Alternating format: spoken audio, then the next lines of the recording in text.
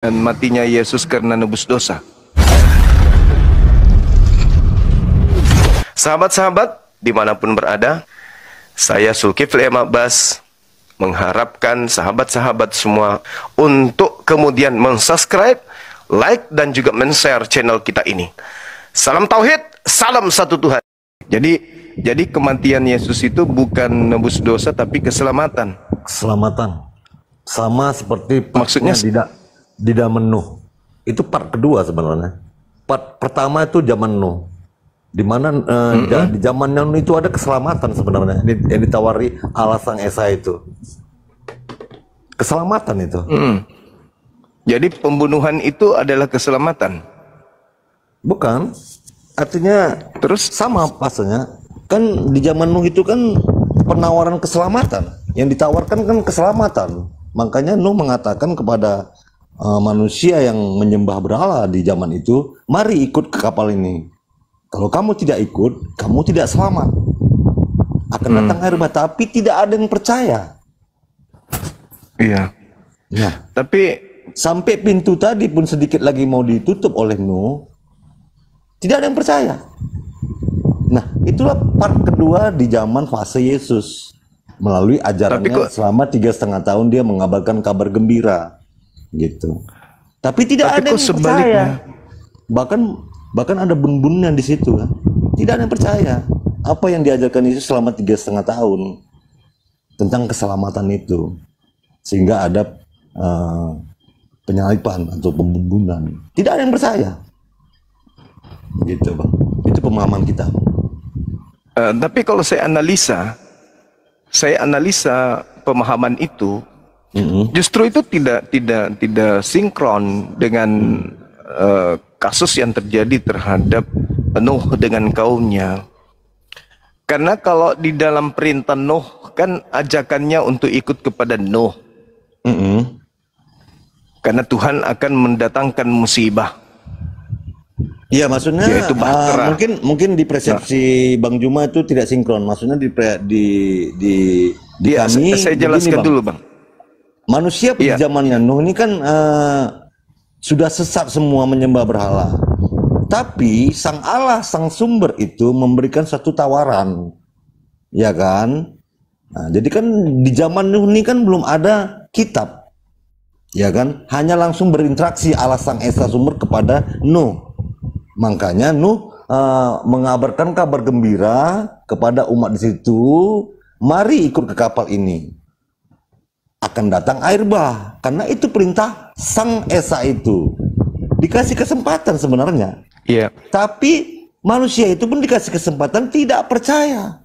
Begitu maksudnya. Nah, sekarang apa hubungannya dengan penyaliban dengan keadaan itu? Hubungannya begini, sinkronnya begini. Jadi Yesus selama 3,5 tahun mengabarkan kabar gembira yang tracknya sama, tracknya berbeda dengan Nuh. Selama 3,5 tahun tidak ada yang percaya, sehingga dia harus mati, harus metong untuk keselamatan. Terus itu. tadi kenapa bukan Nabi Nuh yang mati juga? Nah, medianya di Nuh kapal bahtera. Tapi di fase Yesus medianya adalah ajaran kasih tadi 3,5 tahun kabar gembira tadi. Begitu, Bang. Tentang keselamatan. Saya rasa enggak keselamatan kok, tapi yang terjadi kalau di Bahtera Nuh, terjadinya Bahtera Nuh itu setelah ajakan untuk menjadi pengikut Nuh. Nah, sekarang Yesus datang mengajarkan Bani Israel untuk percaya kepadanya kalau dia itu adalah utusan Tuhan untuk mereka. Artinya kalau kita sepadankan dengan Bahtera Nuh, yang terjadi setelah orang-orang ini kemudian tidak ingin mengikuti ajaran Nuh, yang sebentar, dihukum Bang. adalah Sebentar, Bang Juma, bukan maksudnya kita sepadankan, enggak, Bang. Enggak gitu, Bang. ya tadi ya. Jadi gimana cerita ini?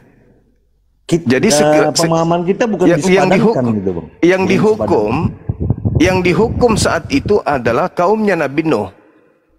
Zamannya Yesus yang dihukum Yesus. Sebenarnya gini, Bang, sebenarnya di situ bukan ada penghukuman, Bang. Kenapa bukan ada penghukuman? Karena Allah di situ kan menawarkan sesuatu juga. tidak langsung dihukum, Iya. menawarkan ikut. Iya. Mengabarkan Setelah mereka- Musa, kasihkan kabar gembira ini supaya mereka bisa bertobat, masuk ke kapal. Kan itu nggak hukuman, ada dikasih kesempatan. Nah, setelah tidak mau, mereka dilenyapkan. Nah, ternyata mereka tidak percaya. Bukan tidak, Nah, mau, tidak, mereka tidak dilenyapkan. percaya. Kalau di Datanglah air kasusnya bah itu. Yesus yang dilenyapkan. Ya, Yang diselamatkan orang-orang yang membangkangnya, yang membantahnya. ya kalau ke situ Gimana kajiannya ceritanya? ya benar Bang, kalau kajiannya ke situ Ah, betul. memang harus ke Makanya kan- situ.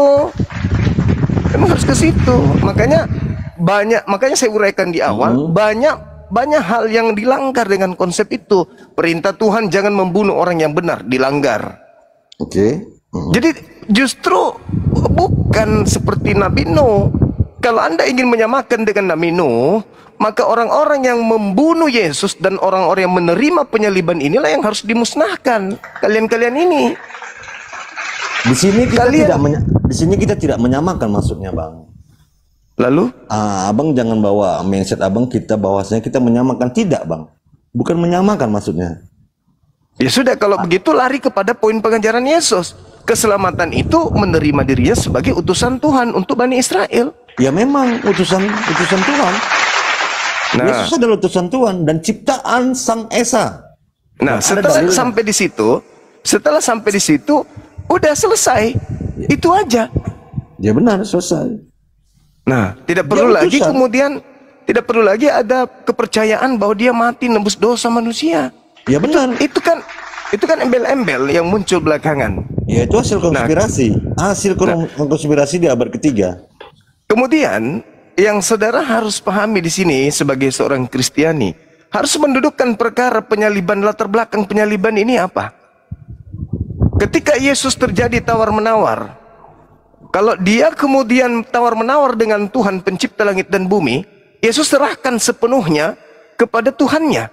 Nah, sementara misi daripada orang-orang Yahudi kaumnya adalah Yesus ini harus mati seorang demi untuk menyelamatkan bangsa Israel, termasuk murid-murid Yesus, dari rampasan penjajahan orang Roma pada saat itu. Nah, sehingga Yesusnya mau dikorbankan seorang ini. Jadi Yesus mengatakan apa? Ya, sudahlah kalau memang saya harus menjadi korban, biarlah saya menyerahkan diriku, menyerahkan nyawaku. Akhirnya dia diangkat ke langit tanpa penyaliban. Sehingga orang-orang Roma tidak datang merampas dan mengambil kemudian tempat suci mereka. Ini latar belakangnya. Orang mahkamah agama, imam kepala, orang Farisi berkongkol untuk menyelesaikan Yesus. Yesus harus kita bunuh. Ya, hasil Karena kalau konspirasi. kita tidak bunuh, ya, Ya, itu konspirasi inilah yang terbesar kemudian zaman menyebabkan. Romawi yang berkuasa. Nah, Di mana di situ kalau Yesus tidak kita bunuh, imam-imam itu punya maka kepentingan di situ. orang Roma akan datang merampas tempat suci kita dan merampas bangsa kita. Itu Ya, kenapa benar, mereka Bang. kemudian ingin membunuh Yesus. Nah, sekarang terangkatnya Yesus ke langit, apakah untuk kepentingan umatnya Bani Israel atau kepentingan orang Kristen? Itu dulu. Relanya Yesus kemudian terangkat ke langit karena kepentingan umatnya Bani Israel atau kepentingan orang-orang yang tidak dikenalnya muncul belakangan yang ngaku-ngaku pengikut? Mana yang betul? Bukan untuk kepentingan Bani Israel. Kepentingan kaumnya, Bang. Karena kalau dia tidak pergi, nggak terangkat ke langit, maka bangsanya akan dirampas oleh Roma. Karena upaya pembunuhan terhadap dirinya alasannya jelas. Yesus mau dibunuh karena kalau tidak, maka orang akan semakin banyak percaya kepada dia, orang Yahudi. Dan kalau semakin banyak orang percaya kepada dia, maka orang Roma akan datang merampas tempat suci mereka dan mengambil bangsa mereka. Orang-orang tokoh-tokoh pemerintah, orang-orang terpenting kemudian dari kalangan Yahudi tidak menginginkan hal itu terjadi. Maka Yesus satu-satunya yang harus dijadikan korban demi supaya bangsa mereka tidak diambil oleh Roma. Bukan karena kepentingan Kristen, tidak. Karena memang kepentingan bangsa Israel saja. Nggak ada hubungannya dengan Kristen di situ. Tapi di situ sekte ada apapun. kepentingan, di situ ada konspirasi kepentingan imam-imam besar yang sudah punya Taurat, Bang, dan punya umat sendiri. Bahwasanya mereka ingin sudah tidak suka dengan Yesus Benar. Masia. Karena mereka punya umat dan punya Taurat Memang sendiri. betul. Dan takut umatnya pindah ke Yesus Iya, memang betul. Masia dengan ajaran yang Benar. diberikannya. Begitu konspirasinya. Nah, Dan itu tutup-tutupin alasan itu oleh bapak-bapak masuk gereja akal. sampai di abad ini. Sehingga Maka lahir kemudian doktrin alasan itu, tunggal segala macam. ya, itulah embel-embel itu semuanya. Jadi mereka kemudian ingin membunuh Yesus supaya bangsa mereka tetap bisa kerjasama dengan Romawi tanpa mereka harus dijajah, dirampas dan diambil tempat suci mereka. Itu tujuannya. Sehingga ya okelah, Tuhan terserah. Kau mau angkat aku aku serahkan semuanya kepadamu. Maka Tuhan turunkan malaikatnya, mengangkat Yesus terangkat ke langit. Tapi karena misi daripada orang-orang ini adalah untuk mencederai kemudian Yesus, maka tetap saja mereka bersepakat membunuh Yesus pada saat itu juga. Terjadi penyaliban. Tapi yang disalib bukan Yesus dong. Nggak ada alasan untuk membunuh Yesus. Karena Tuhan tidak mau Yesus dibunuh. Makanya Yesus sendiri mengatakan, aku harus pergi sesuai dengan apa yang telah dituliskan tentang aku. Nah, artinya pada saat Yesus mengucapkan kalimat itu, sudah ada tulisan-tulisan di kitab-kitab terdahulu yang menceritakan tentang kepergiannya dari bumi ke langit, ke atas. Nah, sedangkan tidak pernah kita temukan dalam hal yang sudah tertulis di kitabnya orang Yahudi, Mesias mati, kemudian dia bangkit di antara orang mati pada hari ketiga. Itu nggak ada. Nggak ada. Yang ada, Yesus terangkat langsung ke langit tanpa proses pembunuhan dari orang-orang yang membencinya. Begitu, Bung.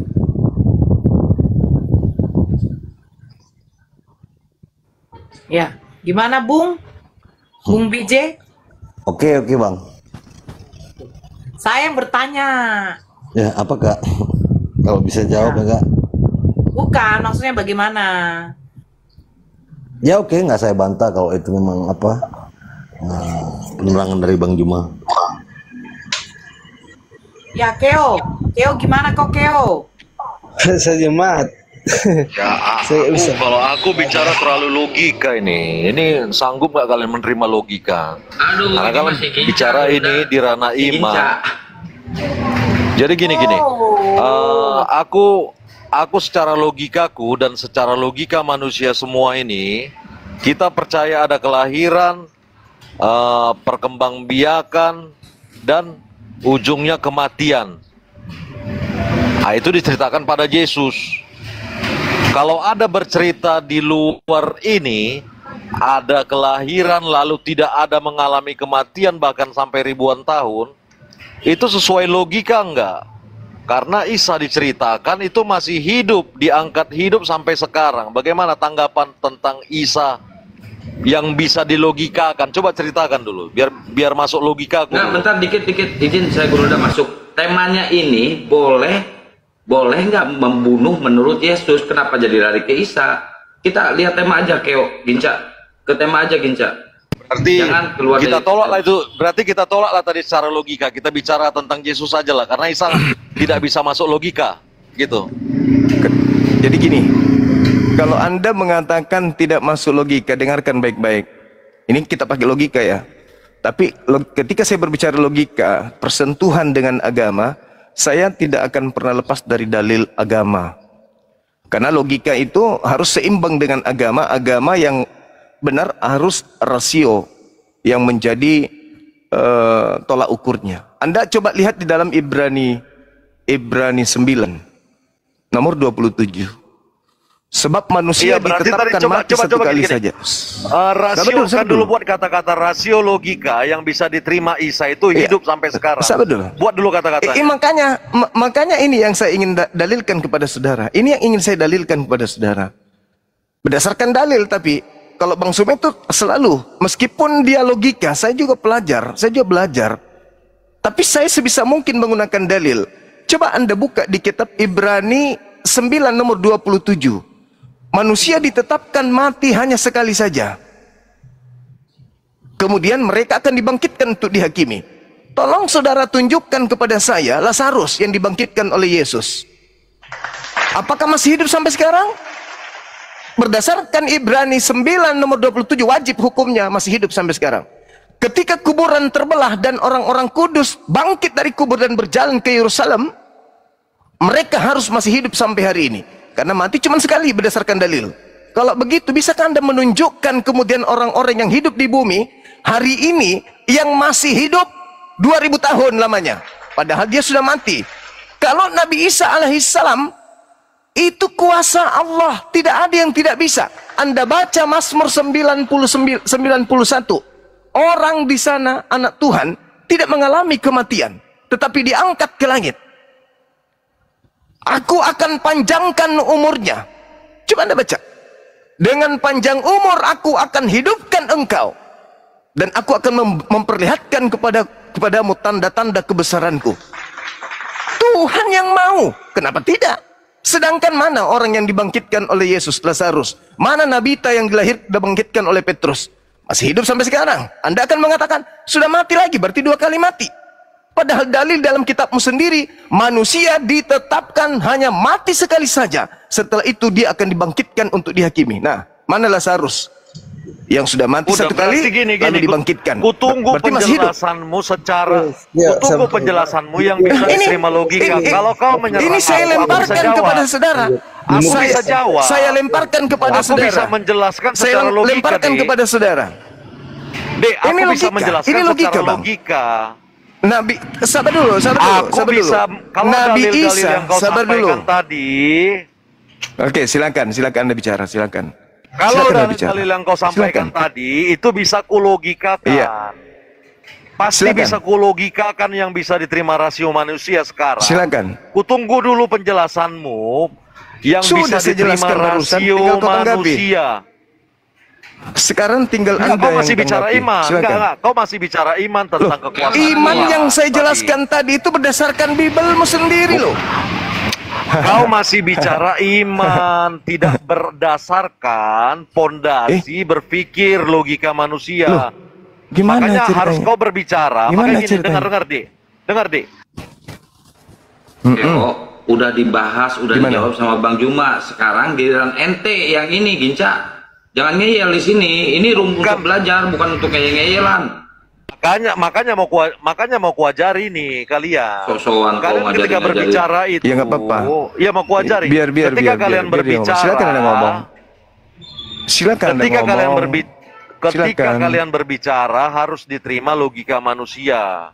Dan aspek satu lagi Silakan, harus kalian silakan. bisa menjelaskan secara iman. Makanya harus dengan dua Silakan. pondasi ini argumen kalian kuat. Dan tadi ketika Silakan, aku tanya silakan. logika kan Isa yang tetap hidup.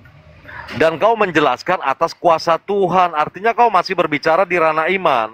Kau tidak berbicara tentang logika rasio. Coba rasiokan dulu. Apa yang bisa diterima tentang Isa yang hidup sampai sekarang. Coba rasiokan dulu. Lah, terus kamu nggak mampu merasiokan tadi dalil yang kubawa dalam kitab? Mampu, aku sekarang Itu nunggu sekarang nalarmu. sekarang Anda Biar ku tunggu rasiokan. nalarmu. Sekarang Coba Anda nalarkan rasiokan dulu. Aku Saudara, justru bertanya tolong- kalau kau tidak tahu, gini. Kalau kau tidak Saudara, tahu, saudara. biar kuajari kau. Saudara, Enggak, kalau kau tidak tadi tahu, katakan tidak tahu, nggak apa-apa, biar saya biar sudah aku menjelaskan ngajari. tadi. Saya ya udah ajarkan kepada saya. Silakan. Iya, makanya bilang dulu aku tidak tahu apa yang hidup, yang kekal itu. Bilang gitu. Si lu kok kayak gitu ke guru kita. Gua ludahin lu. Enggak, Iya. bilang dulu aku tidak Jangan, tahu. jangan.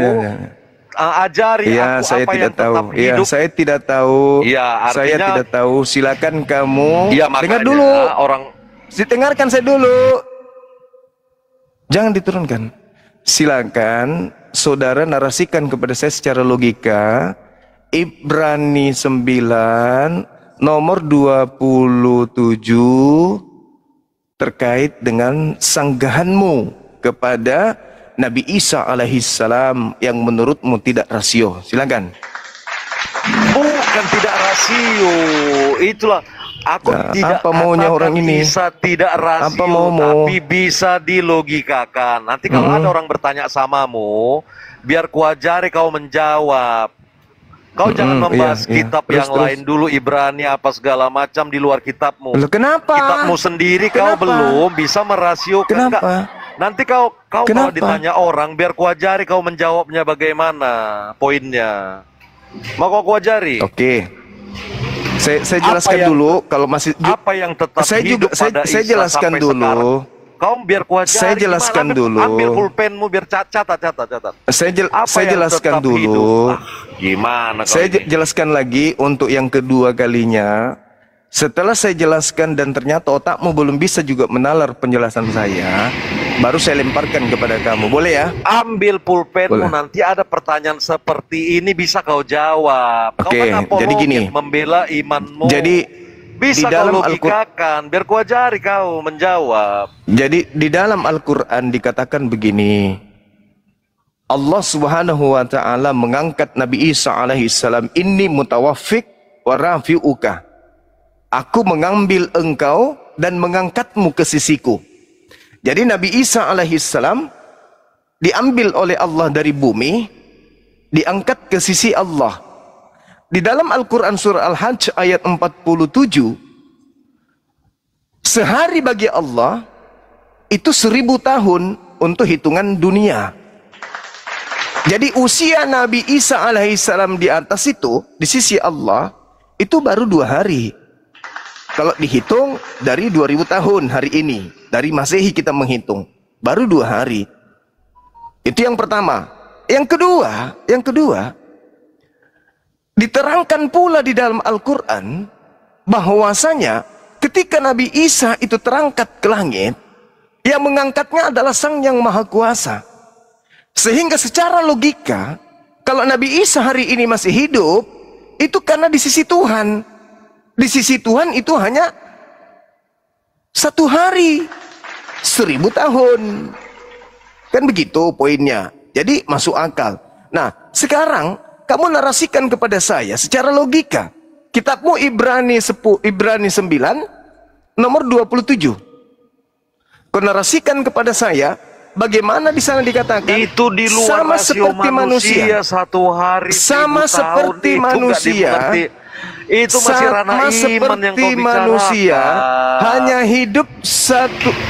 hidup hanya mati 1 kali kacau saja. perhitunganmu Kan ini. gitu. Kau ngerti nggak? Ah. Rasio. Nah Rasio sekarang itu kau adanya terangkan kepada perhitungan di saya, dalam terangkan kepada saya, bagaimana bisa Lazarus masih hidup sampai hari ini? Silakan. Secara Makanya kau logika, ngerti silakan. nggak rasio pemikiran Secara rasio logika, itu, secara rasio kau terangkan logika kepada saya, itu adanya bagaimana perhitungan. Lazarus masih hidup sampai sekarang? Kau Silakan, ngerti nggak? silakan. Adanya perhitungan di dalam manusia berpikir. Kalau kau bercerita tentang 1 hari 1000 tahun, itu tidak sesuai dengan kenyataan yang kita alami. Makanya logika kebenaran itu persesuaian antara fakta. Makanya kau dari tadi bicara iman, nggak bisa kau jelaskan secara logika. Sekarang kau jelaskan aja Ibrani 9 nomor 27, coba kau jelaskan kepada saya. Aku ngajari kau ini, kenapa Isa itu dikatakan hidup sampai sekarang? Dasar anak babi, kau turun dibawa ke neraka sana kau. Makanya kau cuma modal imannya kau naik rum-rum. Bodat. Monyet. Tadi kesel banget sama si Ginca ini. Dia coba untuk menarasikan Al-Quran pakai logika, sudah masuk logika tapi dia nggak masuk. Giliran ditanya Ibrani 9 nomor 27, manusia ditentukan mati hanya sekali saja dan akan dibangkitkan untuk dihakimi. Nah, bagaimana Lazarus? Apakah masih hidup sampai sekarang? Karena jatah matinya sudah didapatkannya. Lazarus mati, Yesus datang bangkitkan, berarti juga sekali kan? Sudah dibangkitkan dia, sudah mati 1 kali. Nah, berarti masih hidup sampai hari ini. Mana Lazarus? Coba logikakan itu. Sedangkan Lazarus ini tidak diangkat ke langit. Berarti dia murni hidup di bumi. Berarti dia murni hidup seperti manusia. Berarti hari ini masih ada Lazarus. Mana? Tapi nggak bisa menjelaskan si anak kera tadi. Nah inilah teman-teman, kalau manusia lahir dari sperma babi, begitu. Begitu, sperma babi, sperma anjing, sperma kerah, begitu akibatnya. Kenapa saya katakan dia berasal dari sperma babi? Ayah ibunya makan babi, saripatinya jadi sperma, jadi opum. Lahirlah dia. Jadi dia itu manusia separuh babi atau babi dalam wujud manusia, makanya otaknya error. Ingin menyerang, tapi nggak ada pertahanan kan gitu. Bahaya.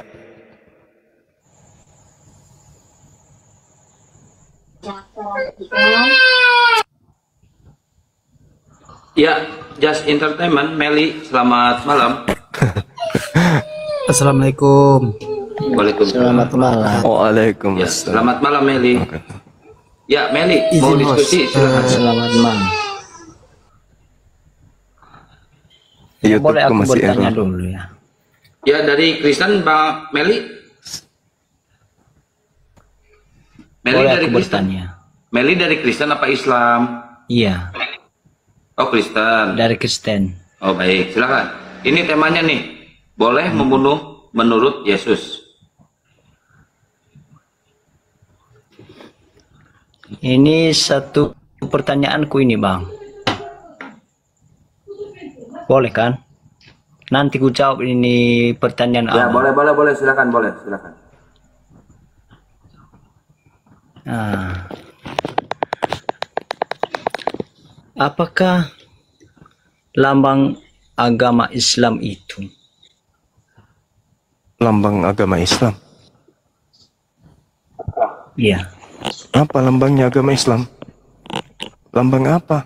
Lambang tauhid, Iya, apalah? simbol Ya, apa? tauhid. Simbol tauhid kami menggunakan Apa? ini. Kalau kami di AMPI menggunakan ini, simbol tauhid. Ini pertanyaan apa ini? Itu tidak benar. Jadi apa dan?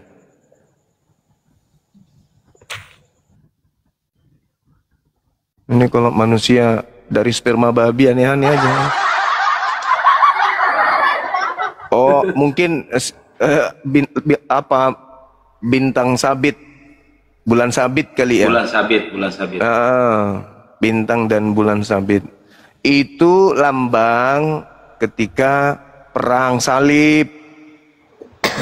Jadi pasukan salib menggunakan simbol kutub. Ya kan? Nah, kemudian supaya membedakan dengan pasukan Islam, maka digunakanlah bintang dan bulan sebagai simbol agama langit. Kalau salib agama bumi, kalau langit bintang dan bulan itu simbol agama langit. Gitu. Itu asal usulnya tuh.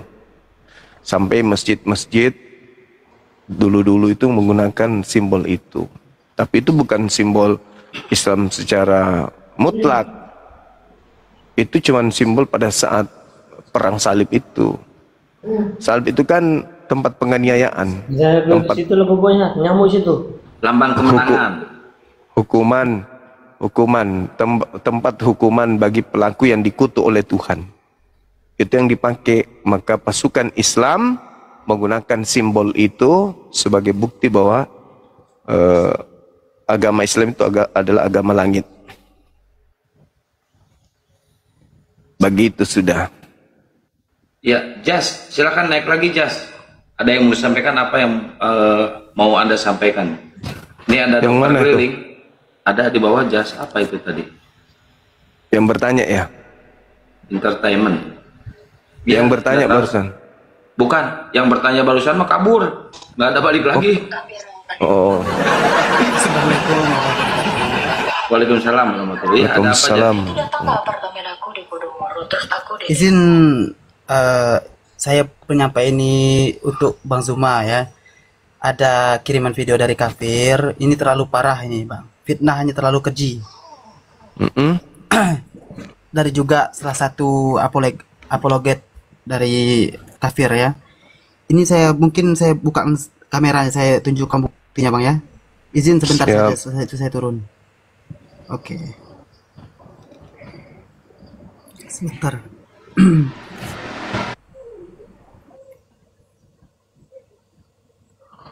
Jadi ini bang. Jadi dia tuh nyelong aku itu kan kenapa nggak data itu udah kita ini bang. Udah ya. Kenapa dia? Kenapa dia? Aku di Podomoro, terus aku di Ewong. Dia nuduh Bang Zuma ini ngewong dia. Amin. Oh, yang itu Bunda. Iya, bukan sama Bang Juma, itu hamilnya sama si Yosep. Sama si Yosep itu. Iya, makanya kalian jangan percaya ya sama si Juma yang dia kelakuannya kayak gitu. Pingin kali dia dekat sama Bang Zuma. Sama si Juma, cuman dong. Coba ya suruh ya. Jadi kalian kalau ketemu sama si Juma, kasih tahu. Juma, kamu itu harus bertanggung jawab. Ya, Jum, bertanggung jawab kamu. Itu anak orang kau hamidunin. Oke bang, segitu aja bang. Ini Iya. suaraku kecil. Hah? Yang kayak gini-gini tuh apa? Nggak dengar. Lelucon aja bagi kami apologet, karena mereka tak punya lagi senjata untuk melumpuhkan perlawanan Islam dari serangan-serangan mereka. Perlawanan kita ini kan karena adanya mereka yang melakukan gempuran terhadap Islam. Karena tidak ada lagi kemudian tidak ada lagi materi betul, yang Bang bisa Zuma. dia gunakan. Kemudian seperti itu. yang juga parah itu Bang Zuma di roomnya Robert itu Bang Zuma. Tiap hari itu parah, Bang Zuma dibilang dungu. Berlebihan lah pokoknya framingnya. Nggak apa-apa, yang penting jangan Itu terlalu berlebihan. Rasulullah yang dihujat. Itu videonya itu Iya. bisa diambil nggak Kang? Itu bisa jadi bahan Bisa, materi bisa. laporan itu fitnah itu. Bisa Bang itu dia. Jas, Maksud nanti saya kirim itu ke DM bisa, saya bisa, ya bisa, Bang bisa. Jas. Videonya ya. Ya, kalau di DM atau WA aja Bang ya. Bisa nggak, Kang? WA bisa, silakan di 08121 9121 bentar ya. Sebentar. 08 121 Oke. 474 474. Lanjut. 9002. Pingin kali dia Oh, siap, sama siap. Bang Oke, Zuma. Oke. 12. Oke, Sian ya. saya kirimnya, saya izin turun nih. Iya, Siap, makasih. Oke. Assalamualaikum warahmatullahi wabarakatuh. Waalaikumsalam. Waalaikumsalam warahmatullahi. Wah, keren Agatha pengen punya anak dari Bang Juma. Sama halnya saya tidur sama monyet berarti. Tidur sama orang kafir itu sama-sama tidur sama monyet. Benih rohani. Bayangkan itu bau ketek. Menghayal. Ya. Assalamualaikum warahmatullahi wabarakatuh. Waalaikumsalam warahmatullahi wabarakatuh. Ya, Bang. Waalaikumsalam. Bang. Saya cuma mau ngomong kalau saya penggemar Bang Zuma dari Kota Serang, Banten. Siap. Banten. Kota Serang, Banten, Bang Zuma. Ya, siap. Siap. Saya penggemar Bang Zuma banget. Makasih Bang. Makasih ya Bang ya. Ya, siap Abang, siap Abang. Ya. Assalamualaikum. Waalaikumsalam. Waalaikumsalam warahmatullahi wabarakatuh. Ya, buat oten-oten silakan naik lagi ya. Agatha naik aja, Agatha, nggak apa-apa. Nanti ada benih rohani nanti. Pengen banget Agatha menghayalnya. Aduh, pecundal. Nauzubillahi min dzalik.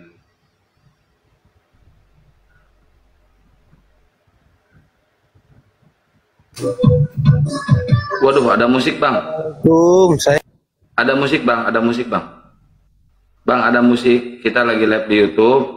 Anda ada musik, di bawah dulu ya Bang. Yang Kristen dulu yang naik ya teman-teman. Kalau yang Muslim yang minta naik semuanya nanti Aduh, jadi room curhat. Kasihan yang lagi nonton ya. Assalamualaikum. Waalaikumsalam warahmatullahi wabarakatuh. Muncul lagi dia. Kenapa tadi akunnya? Dilaporkan, Bang. Padahal saya kan tidak ngapa-ngapain, ngambil remote tidak, ngambil AC tidak. Kok saya di-report ya, saya dilapor ya? Oh, alah.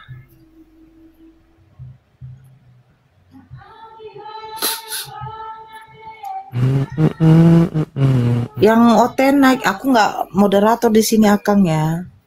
Ayo yang naik Oten, tidak usah Islam dulu ya nanti. Aduh Bang Zuma, saya ngefans sekali sama Bang Zuma. Itu janganlah dulu malam ini ya. Kita mau diskusi sini. Yang tadi tuh lebih parah lagi. Aduh Bang Zuma, aku mengandung benihmu Bang Zuma. Yang tadi tuh. Bang, Itu bang, videonya bang, udah bang, saya bang. kirim ke grup, Bang. Iya. Tadi saya kan di roomnya, tadi kan saya scroll masuk ke roomnya Agatha.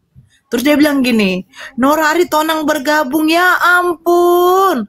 Kenapa kalian bergabung di sini? Padahal karena scroll kan. Terus saya bilang, selamat ya Agatha, mudah-mudahan debaynya sehat. Langsung aku di mute. Terus diblokir. Berarti benar. Karena aku bilang, mudah-mudahan debaynya sehat ya. Langsung aku di mute. Selamat tinggal Sepul. Semoga kamu diterima amalmu di sisi Tuhanmu katanya. Langsung diblokirnya aku Bang. Wih padahal aku mengucapkan selamat loh Bang. Apa sih salah dan dosaku Bang? Malu dia kan. Berarti benar kan? Gitu loh.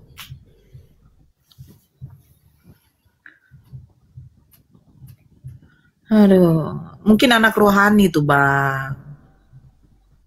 Oh anak rohani. Ya, karena tadi siang saya juga diskusi perkawinan anak domba. Ini, oh tidak, dia larikan ke Yesaya 53. Keturunan, Yesaya 53 nomor 10. Kalau itu merujuk kepada Yesus berarti punya keturunan. Dia bilang, iya Bang. Jadi Yesus punya keturunan, iya. Keturunan apa? Rohani katanya Bang. Jadi Astagfirullahaladzim. Hanya untuk membenarkan nubuatan itu ya Bang ya untuk Yesus. Sampai segala cara pun dia bilang keturunan rohani. Ya Allah, ya ampun. Jadi Yesus punya keturunan rohani. Punyalah. Seperti apa bentuknya? Seperti kami-kami inilah keturunan rohaninya. Padahal dia jasmani. Itulah Bang. Astagfirullahaladzim. Ya Allah. Ih, ampun aku. Apa dikatakan orang ini? Kan orang nggak tahu kalau Agatha hamil sama Bang Zuma. Astagfirullah itulah Bang.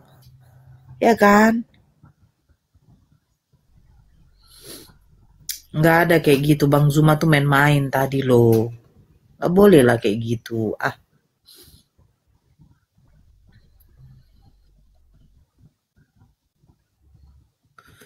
Tadi Bang Faruk versus Joseph. Bang Faruk nyenggol yang digeruduk di apartemen.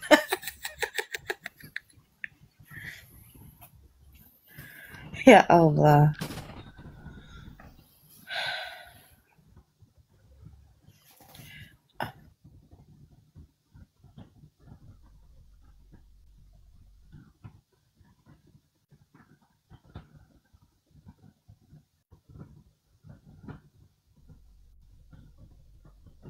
Ini gak ada yang mau naik atau gimana sih Akang? Ada yang mau belajar sama Gurunda, termasuk ada yang 3 mualaf Gurunda ingin belajar ke Gurunda dan dia ingin umroh tuh, tiga-tiganya ingin umroh.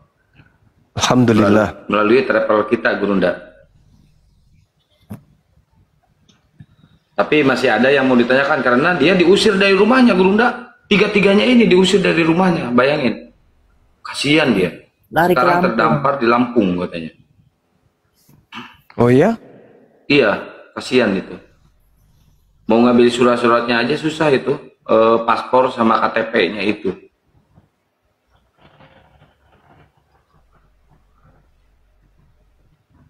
Tapi insya Allah kalau di Islam itu pasti ada jalan keluarnya. Mudah-mudahan. Amin. Kebetulan kan ketua Pak Arif kan di sana di Lampung juga. Mungkin Pak Arif nanti bisa membantu. Pak Arif.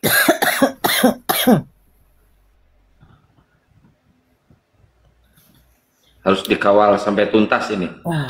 Ya, sebelum ini buat oten-oten yang mau belajar silahkan naik ke atas ya. Oten-oten yang mau belajar, yang mau diskusi silahkan naik ke atas. Temanya ini. Mungkin temanya terlalu berat bagi kalian ya. Kalau bagi kita ini ringan, apalagi buat Gurunda ini. Sekali senot.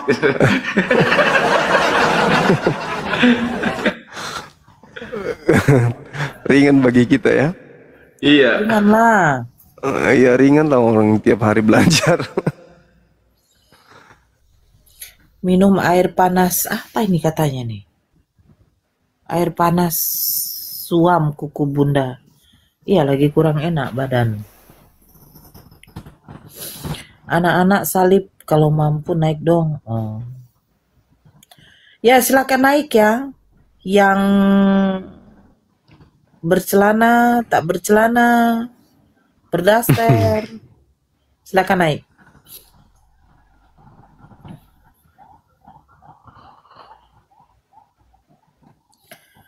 Bang Zuma lagi sibuk kayaknya. Iya. Iya, lagi chattingan sama Pak Prabowo. Bunda nggak ngantuk lagi apa? Tadi ngantuk loh. Cuman Sekarang nggak? nggak lagi bang. Cuman mau Alhamdulillah. tidur bang di sebelah bungbang bungbang bungbang bungbang. Iya, iya. Ini temanya nih tidak berat ya. Ringan-ringan aja ya ini. Ringan, ini tema ringan. Cuma mereka aja yang Serba salah mereka bang. Temanya ini serba salah. Kalau mereka bilang boleh membunuh menurut Yesus, ya tidak lah, kan ajaran kasih. Lah terus membunuh Yesus gimana? Di situ udah. Jadi begini bang. Ini begini. Jadi begini bang. Nah begitu bang. Begini. Ya. Nah, setelah itu begini. Nah ujungnya? Bang Juma Ya, sih kayak nggak tadi mengimani. Coba kalau Bang Juma mengimani, pasti masuk Kristen. Percaya. Iya, itu karena kalian tidak paham. Tidak bisa dilogikan kalau kitab kami katanya. Jadi diapain? Cukup diimani. Apapun yang tertulis, imani saja. Ya Allah, Bang. Aku berpikir, aku pernah ngomong sama Toh Faruk, seandainya kita masih Kristen, nah room begini, kira-kira bagaimana lah kita dibuat orang ini ya?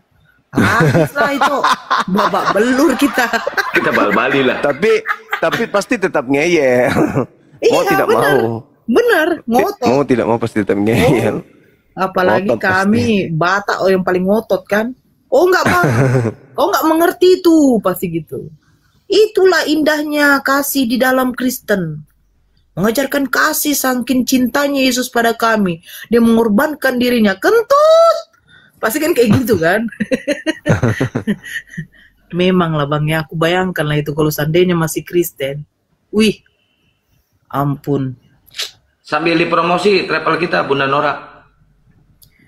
Aku lupa nama travelnya apa. Bentar ya. Oke, bentar. Ya teman-teman Oten silahkan naik ke atas yang mau diskusi.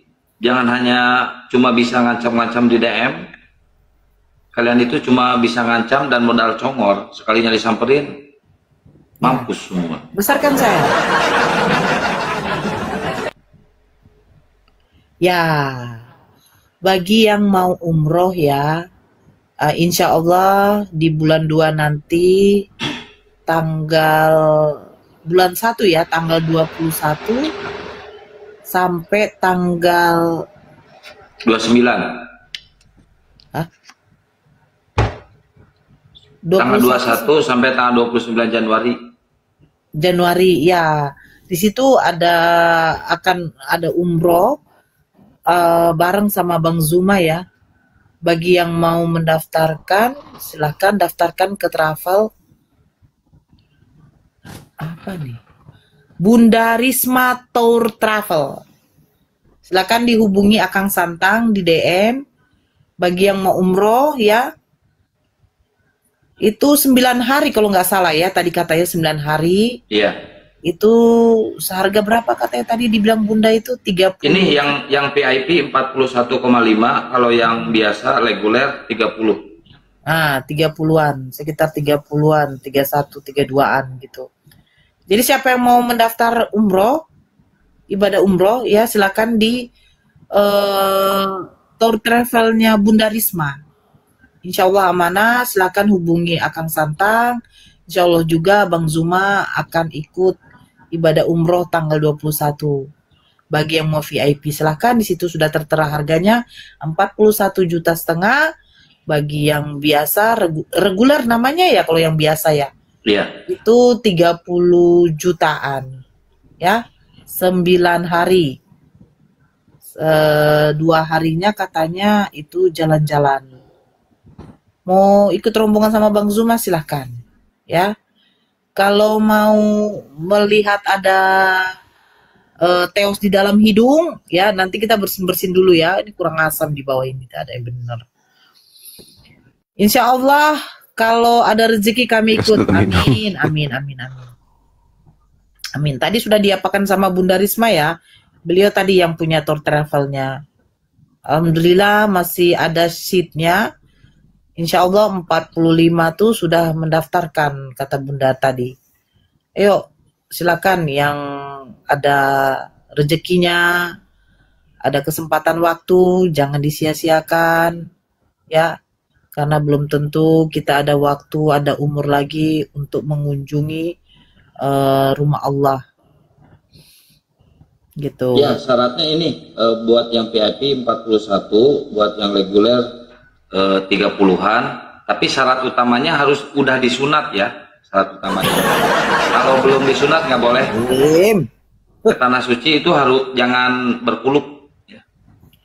Syarat paling utama maksudnya KTP-nya sudah ada ya, elektronik, biar bisa pembuatan visa. Pakai visa rupanya ke sana ya. Paspor. Visa juga katanya. Ya, bisa kunjungan ibadah. Kunjungannya. Sunat di jalan nggak bisa, Bang. Bisa. Sunat di jalan. Mau di atas pesawat pun bisa. Di atas pesawat pun bisa. Di kamar mandi pesawat pun bisa. Maaf, uangnya masih kurang 40 juta. Iya, kumpulkan perpuluhan. Tapi kalau disunatnya hasil digigit si Agatha nggak bisa. Akang naksir ya sama Agatha ya. Gitu. Soalnya dari tadi ngomongin Agatha. Sebab masa pengen benih rohani dari Bang Juma, tanggung jawab tuh orang jadi hamil. Salah diomongkan yang kayak gitu Emang si nanti Agatha ini digoreng-goreng, nggak suka Jangan aduh, lihat mukanya aja udah kayak kodok hamil. Karena orang cemburu, bukan. Aku tidak mau lagi ada penggorengan begitulah. Sikit-sikit ada saja lah yang mau diambil sebagai apa. Coba kalau Bang Zuma BAB, teh-nya warna biru, pasti digoreng lagi. Aneh-aneh aja. Nora tidak tahu ada Viti Agatha. Udah, aku udah tahu. Ya Allah, kalian tuh jangan salah apalah. Ya. Ya, buat moderator, tolong dijambak oten-otennya ya. Silakan naik ke atas. Aku yang cemburu jika Bang Juma dekat-dekat Agatha. Ya ampun, Kak Nurul, kamu kan cowok. Kok kamu cemburu? Ya Allah. El, naik aja ke atas, El. Silakan, nanti dijelasin di lubang hidung kalian itu ada siapa ya. Jelasin, nggak usah ngoceh di bawah. Ya, di lubang hidung kita tuh ada Tuhannya mereka. Kenapa saya katakan begitu? Karena begini, di lubang hidung katanya mereka umat muslim, padahal di situ dikatakan bukan umat muslim ya. ada setan. Kan begitu. Nah, di lubang hidung mereka ada Tuhan. Jadi, setan di lubang hidung kita itu adalah Tuhan mereka. Sama seperti ini loh, Akang. Taut ya. A'udzubillahi minasyaiton. Ini rojim. Aku berlindung kepada Allah dari godaan setan yang terkutuk. Bagi mereka yang terkutuk itu siapa, Bang? Akang. Galatia 3 pasal 13. Bagi kita yang terkutuk adalah setan. Bagi mereka yang terkutuk adalah Galatia 3 pasal 13. Nah, itulah. Saya tidak mau apa ya. Itu.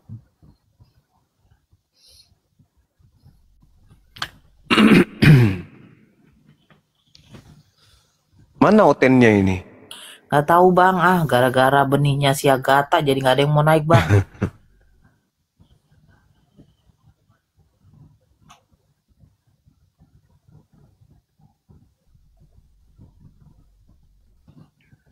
Ayo teman-teman Kristen jangan takut, naik aja ya. Kita mah di sini baik-baik semuanya. Ini temanya menarik, temanya bagus, temanya buat mengedukasi kita semuanya. Boleh membunuh menurut Yesus? Tanda tanya nih. Boleh nggak tuh? Kalau menurut kalian nggak boleh, silahkan jelaskan kenapa nggak boleh. Kalau menurut kalian boleh, kejam ya boleh.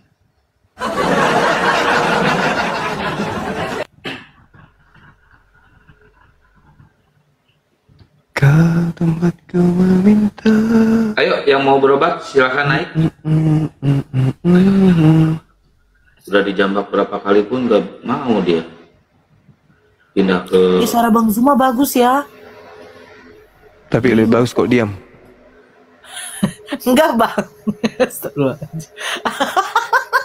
Aku nggak ada ngomong kayak gitu loh Bang. Aku bilang suara Bang Zuma bagus. Masya Allah Bang, bagusnya Bang, ya Allah. Tapi lebih bagus kalau diam. Enggak, aku nggak ada ngomong Bang. Tunggu dulu, otennya mana otennya? Nggak ada Bang. Minum kopi dulu ya. Oke. Ayo naikkan. Naikkan.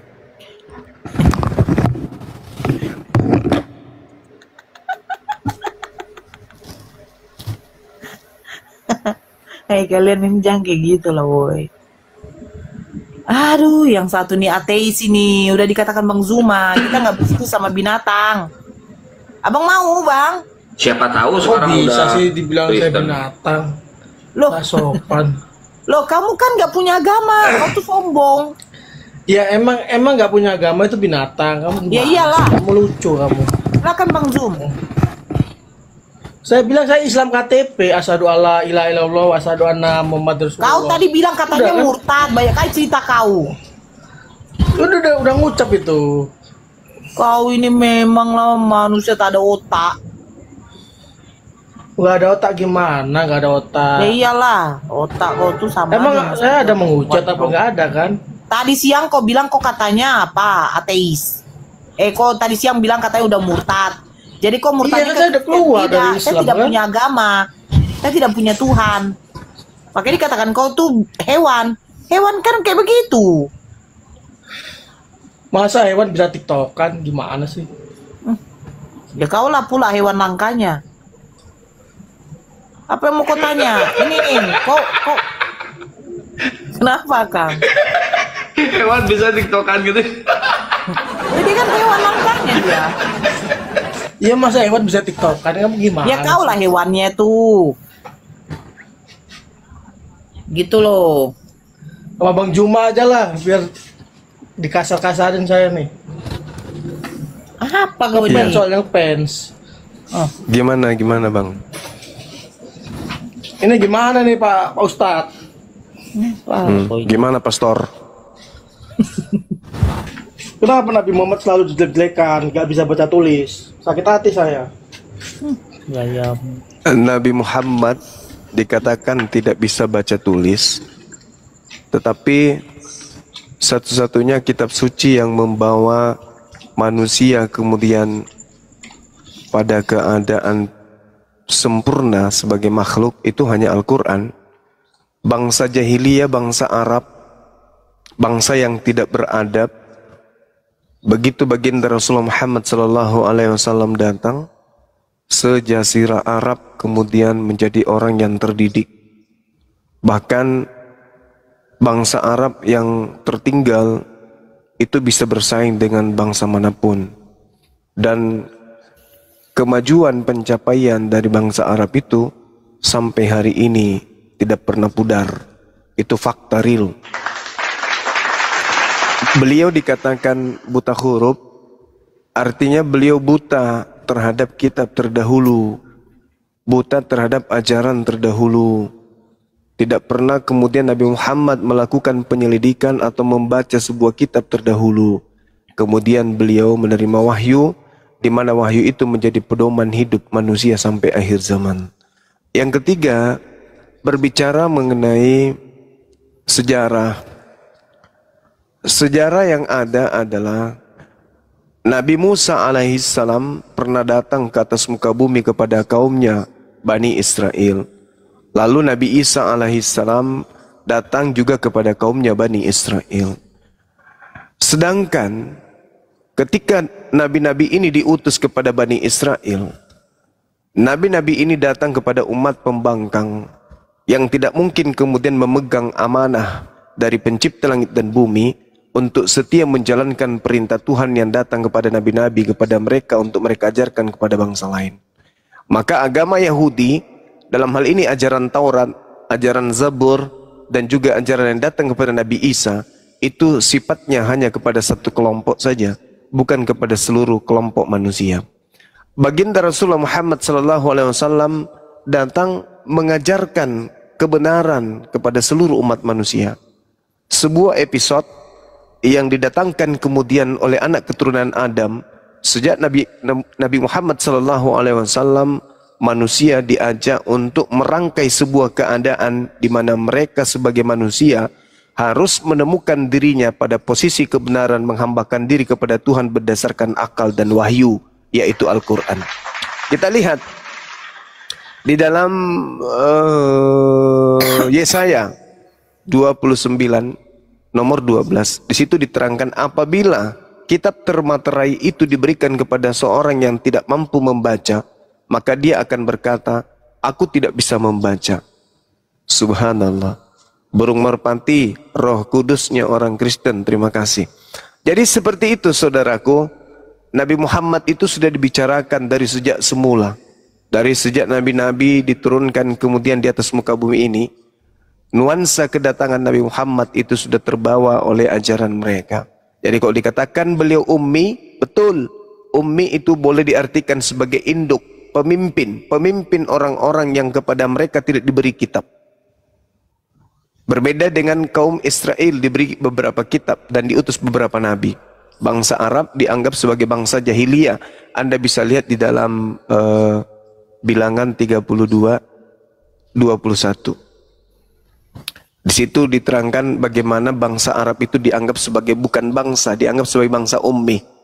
Aku akan membangkitkan amarah orang Yahudi dan membangkitkan cemburu mereka dengan menggunakan bangsa yang bukan umat, yaitu bangsa yang ummi, bangsa yang jahil, bangsa yang bodoh.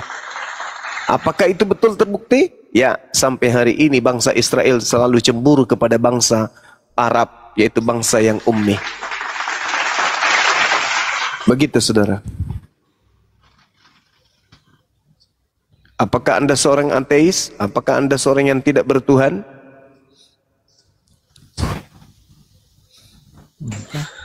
Iya, cuma KTP saya Islam doang ini. Cuman saya banyak sekali kejanggalan itu di kitab-kitab itu. Contohnya ya, katanya Allah tidak berwujud ya, tapi kenapa ada surat dia itu ditenteng malaikat gitu loh. Surat ditenteng malaikat. Maksudnya? Iya, dia dibawa 8 malaikat gitu. Oh. Diangkat 8 malaikat. Anda keliru. Jadi gini saudara, Allah itu wujud. Wujud itu bahasa Arab. Wujud itu artinya ada, pencipta langit dan bumi itu ada. Kemudian yang Anda maksud di situ adalah arsy. Arsy itu adalah tahta. Jadi kalau Anda berbicara mengenai arsy, itu adalah tempat pijakan pencipta langit dan bumi. Dan karena kita manusia yang berpikir, kita ada keterbatasan berpikir, maka yang diberikan kemudian pemahaman kepada kita, sepintar apapun kita, secerdas apapun kita, bahwa pencipta langit dan bumi itu ada, namun dia tidak serupa dengan makhluk. Dia tidak serupa dengan makhluk, artinya ya seperti apapun keadaannya, pastinya dia bukan makhluk. Dia bukan makhluk. Sementara kita makhluk ini adalah bias daripada pencipta. Kita bisa melihat karena pencipta kita maha melihat. Kita bisa mendengar karena pencipta kita maha mendengar. Kita bisa berkarya karena pencipta kita maha pencipta. Kita bisa marah karena pencipta kita kemudian itu menciptakan segala sesuatu, termasuk marah, benci, dengki, kasih sayang, dan seterusnya. Jadi pencipta langit dan bumi itu ada.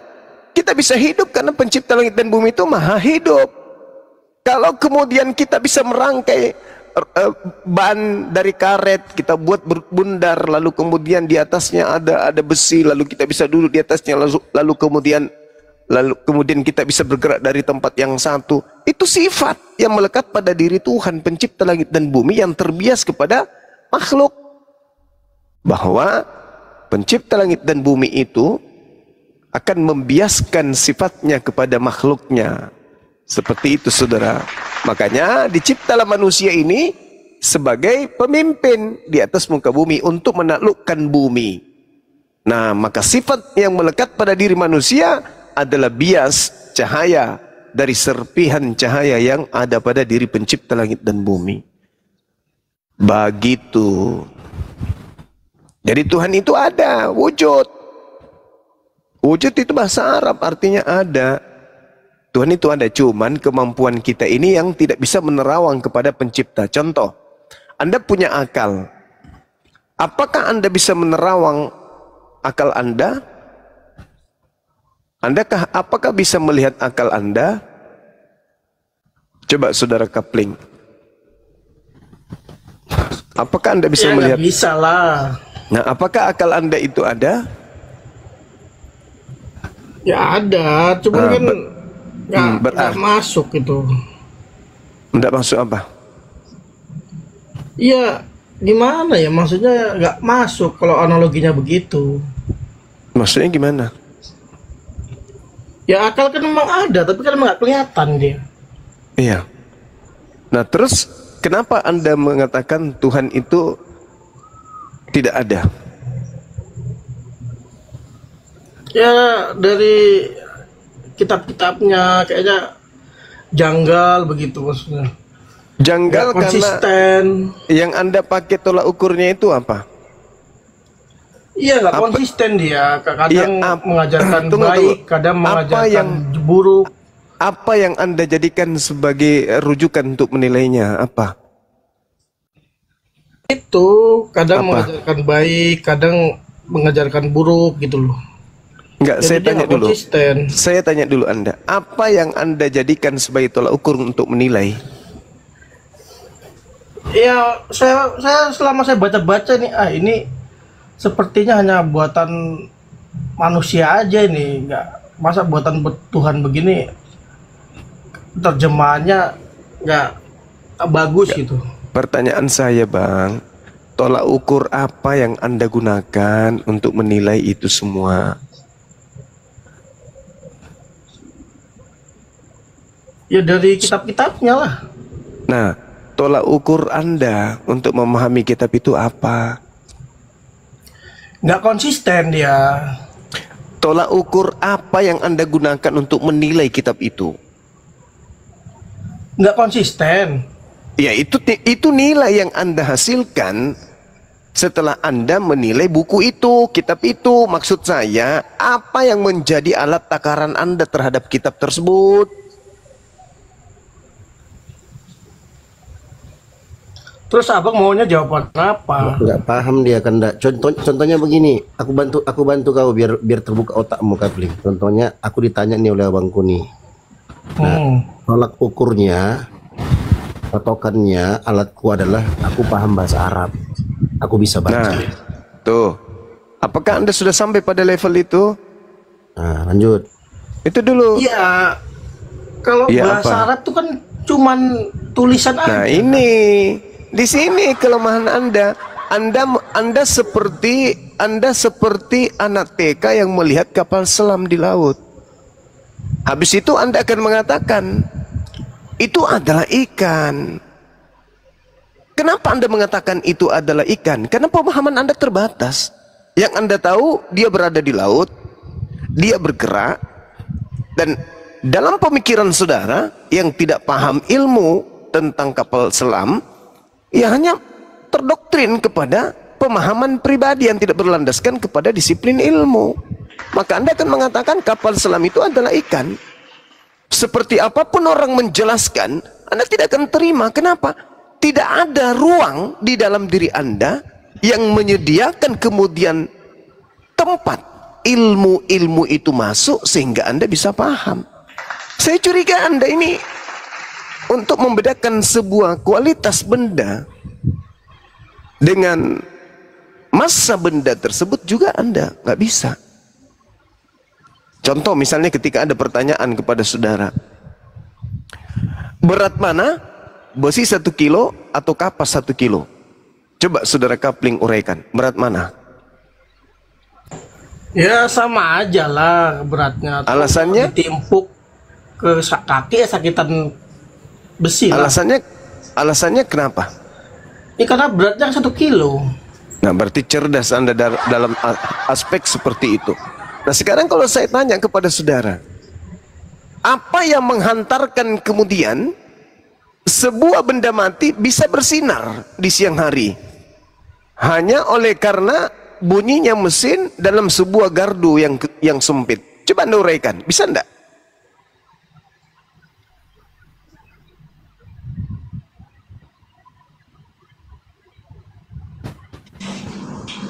Ayo.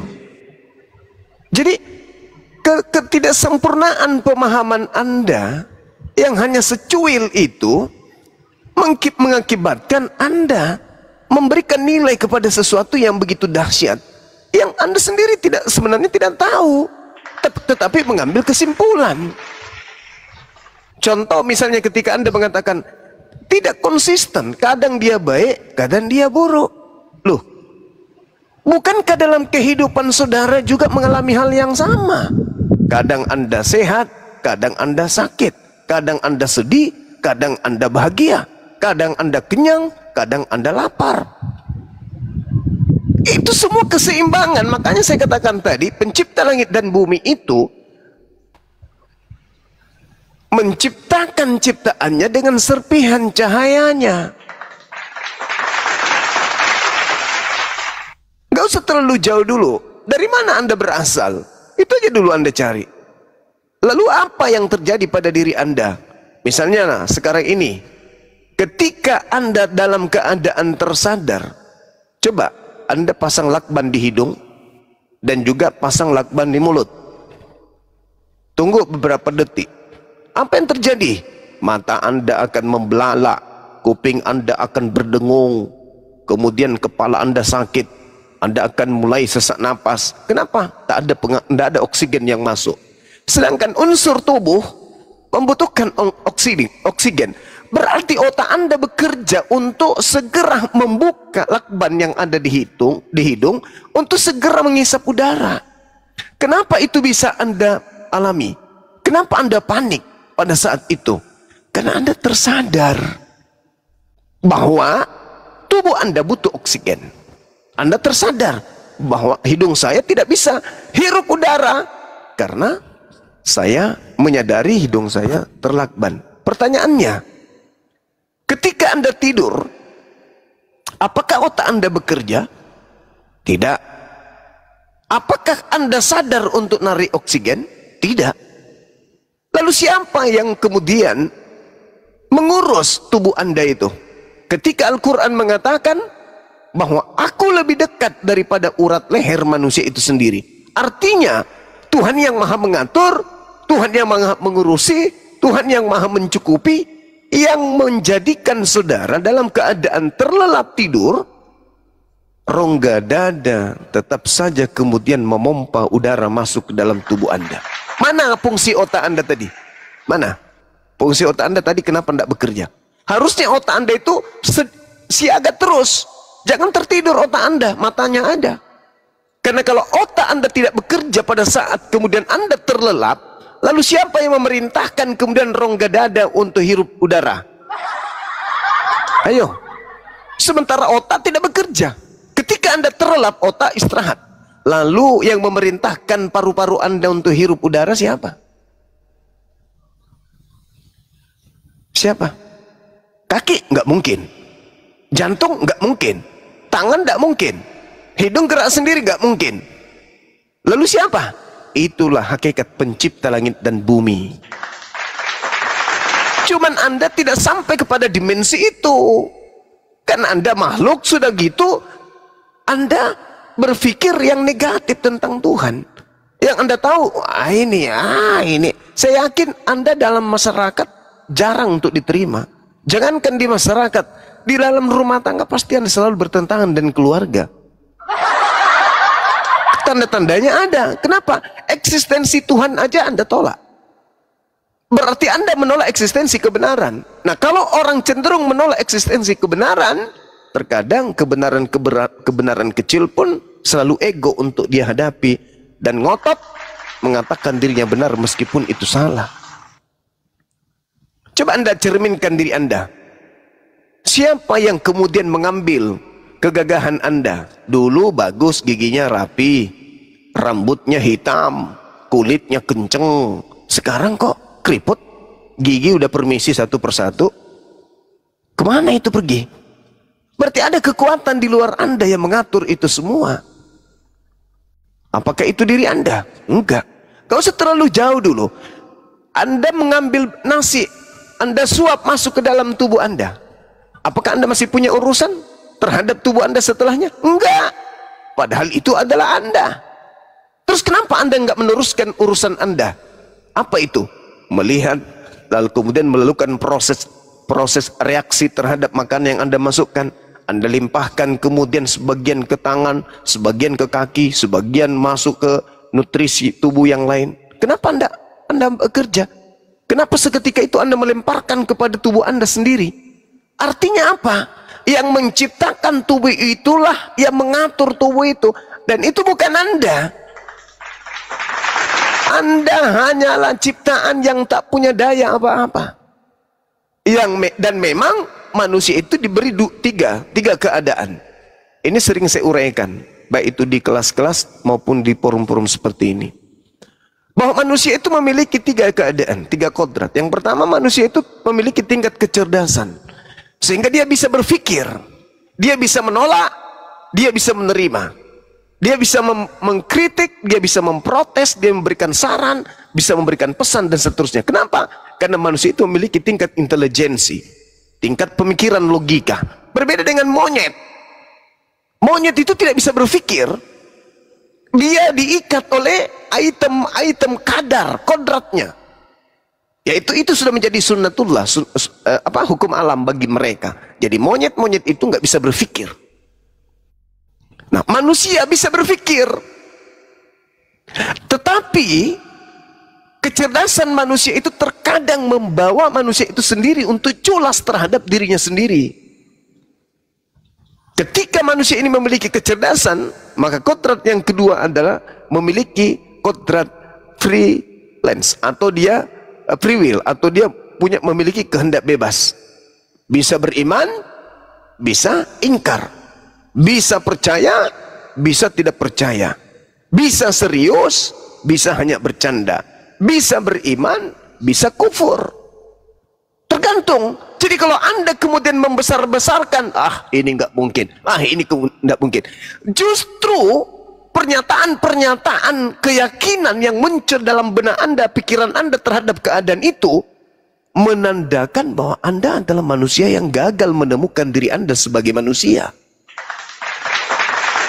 Orang yang berhasil menemukan dirinya sebagai manusia, dia akan sampai kepada Tuhannya. Itu yang kedua. Yang ketiga, cobaan. Mungkin di dalam kehidupan saudara terlalu banyak cobaan, terlalu banyak ujian, banyak kesengsaraan. Anda sering disakiti, Anda sering dikhianati, kekasih Anda sering selingkuh dan seterusnya. Boleh jadi, karena itu adalah ujian. Mungkin Anda pernah kehilangan kekasih yang Anda sangat cintai. Mungkin Anda pernah kehilangan, ditinggal mati oleh istri yang Anda cintai. Mungkin Anda dikecewakan oleh pimpinan Anda. Ujian-ujian itu datang. Sehingga apa yang terjadi? Anda frustasi. Apa akibatnya? Kemudian Anda menjadi orang lemah di dalam mengambil sebuah keputusan. Anda selalu pasrah dengan keadaan yang Anda bawa, yang Anda sadar, yang Anda datangkan dari alam bawah sadar Anda. Sehingga yang terjadi kemudian Anda sudah tak mampu lagi menangkal keinginan-keinginan diri Anda untuk menolak adanya Tuhan. Kenapa? Beban hidup ini terlalu berat. Bagaimana lagi saya harus sholat? Beban hidup ini terlalu berat. Masa saya harus lagi berimpok, bersedekah? Capek-capek. Baiknya saya hidup saja apa adanya. Ngapain juga harus saya sujud, sholat. Padahal itu sesuatu yang masih sifatnya ilusi, sifatnya halusinasi, sesuatu yang tidak nampak. Kemudian sehingga pemikiran-pemikiran itulah yang melahirkan kepada keadaan ujian tak Anda sanggupi hadapi, kemudian Anda memilih, kemudian dalam kehendak bebas tadi itu memilih untuk jadi pemalas, kemudian dalam tingkat intelijensi Anda itu tidak berfungsi dan tidak bekerja. Apa yang terjadi? Kufur kepada pencipta. Padahal tahu besok hari Ahad, setelah hari Ahad Senin, setelah hari Senin Selasa.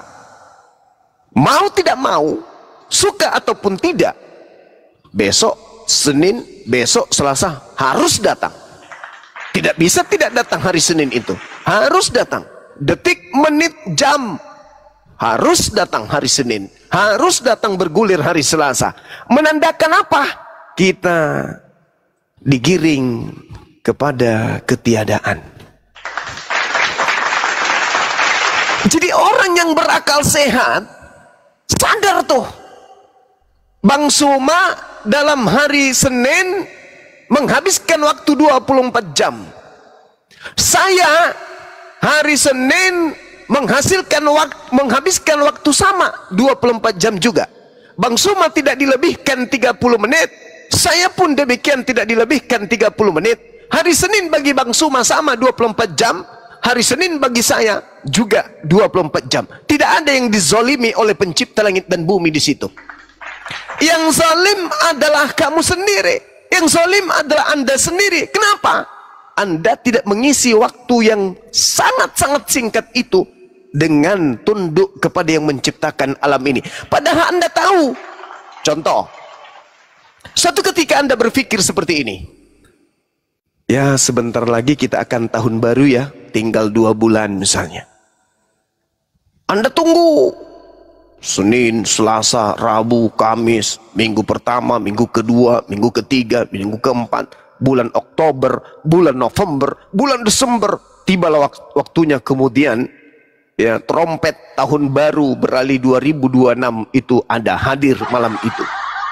Tapi Anda menunggu itu lama. 2 bulan waktu yang lama loh. Tapi seketika itu waktu Anda, konsentrasi Anda dipalingkan kepada masalah-masalah lain. Dalam banyaknya kemudian masalah dalam hidup Anda. Tiba-tiba Anda duduk merenung sambil minum kopi di teras rumah. Sambil melihat kalender ditempel dari Bank BRI. 2026 kalender baru Januari. Loh, ini bulan berapa ya? Kok sudah bulan Maret rupanya ya? Anda tiba-tiba duduk di bulan Maret, di mana pada saat Anda berpikir di bulan Oktober, ini kok masih lama lagi ya? Tahun baru masih 2 bulan. Tahu-taunya begitu Anda duduk merenung, berpikir dan melihat kalender, loh ini kok sudah bulan Maret ya? Padahal baru terasa sehari yang lalu saya berpikir di bulan Oktober saya berpikir akan tahun baru. Saya rasa lama kali. Tapi ketika saya duduk di sini di bulan Maret, melihat ke belakang di bulan Oktober 2025, kok serasa cuman sehari ya? Itulah hebatnya kemudian insting manusia yang dicipta oleh penciptanya. Apakah itu buatan saudara? Bukan. Ada yang mengadakan, ada yang menciptakan. Itulah yang disebut Khalik, sang pencipta. Dan hanya orang yang menggunakan akal yang bisa sampai ke sana. Bukan yang akal-akalan. Nah, kemudian ketika Anda digiring kepada hari, minggu, bulan, tahun, tiba masa di mana tubuh Anda akan pamit. Ada dua unsur di dalam tubuh manusia yang sejak dicipta oleh penciptanya itu tidak pernah terpisah sedetik pun. Sedetik pun, sekejap mata pun, sekedip mata pun. Dua unsur ini adalah jasad dan ruh. Ada masa di mana dua unsur ini akan berpisah. Mereka akan berpisah. Kalau kita dengan ibu kita saling menyayangi, kasih sayang yang sempurna. Tapi ada masa kita dan ibu akan berpisah. Kita sangat cinta kepada anak-anak kita. Tapi ada masa kita dengan anak kita akan berpisah. Tapi ada di atas muka bumi ini yang tidak pernah terpisah. Kemana dia pergi, kemana dia datang, kemana dia duduk, kemana dia berdiri, kemana dia baring. Dua unsur ini tetap bersama. Apa itu? Jasad dan ruh. Ada masa di mana jasad dan ruh akan say hello, bye-bye, selamat tinggal tubuhku. Menunggu hari kebangkitan untuk kita jumpa kembali. Tubuh ini, kalau kita nggak pelihara berdasarkan dengan perintah sang pencipta, maka tubuh akan kembali kepada kadar yang negatif. Begitu juga roh. Kalau kita tidak bersihkan dalam kehidupan kita ini berdasarkan keinginan sang pencipta kita, maka akan menempati tempat yang sangat-sangat dihinakan. Inilah fungsinya akal. Bahwasanya ketika Anda digiring dari menit, jam, hari, minggu, bulan, tahun, Anda akan meninggalkan dunia ini pelan-pelan. Nah, bedanya Anda dengan saya, ketika saya mengisi hari Senin 24 jam, saya mengisinya dengan ketundukan kepada Tuhan pencipta alam ini. Ada nilai plus yang bukan angka yang saya torehkan dalam hidup saya selama 24 jam itu. Sementara Anda juga memperoleh hak yang sama. Bedanya saya hidupku 24 jam di hari Senin itu berkualitas. Ada ketundukan kepada pencipta alam. Sementara Anda yang ada hanya kepongahan, kesombongan, keangkuhan. Padahal ilmu secuil.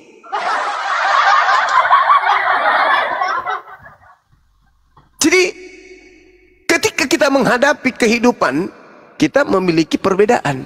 Saya dalam hidup saya digiring kepada ketiadaan di bumi, Anda digiring kepada ketiadaan di bumi. Bedanya, saya menundukkan diri saya kepada sang pencipta, sedangkan Anda menyombongkan diri kepada pencipta.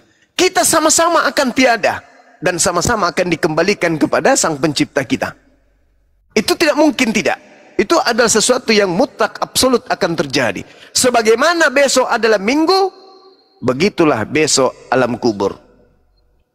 Hari ini Anda boleh menyombongkan diri, wah Tuhan itu nggak benar, Tuhan gini bla bla bla, dengan keterbatasan ilmu.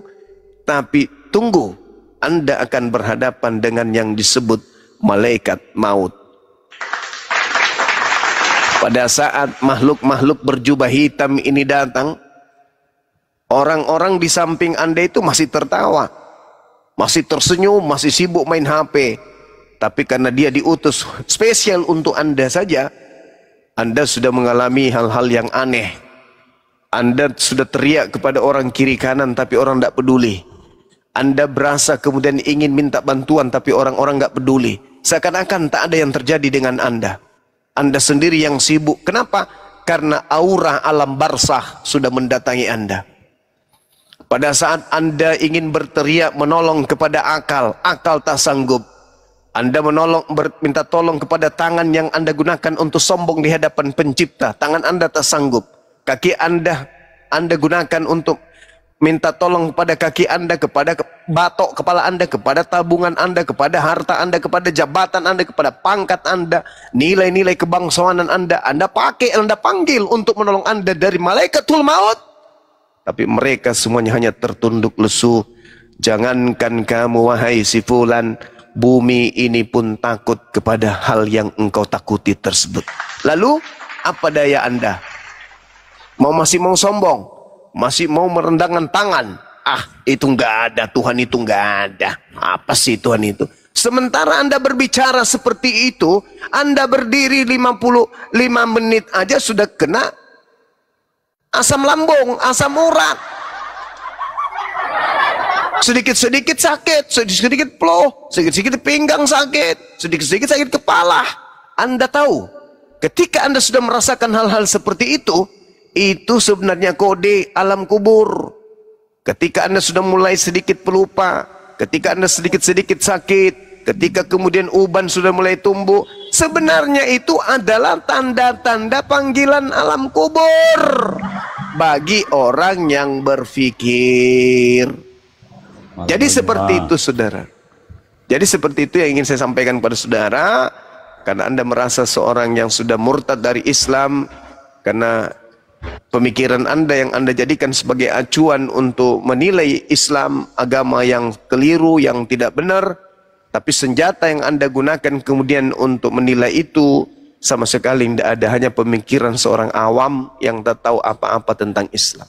Saya kira demikian dari saya sebagai contoh-contoh kalau ketika kita ingin menyampaikan sebuah pernyataan di depan umum tanpa malu-malu, dengan pakaian lengkap, berdasi dan rambut disisir ke sebelah samping kanan. Demikian.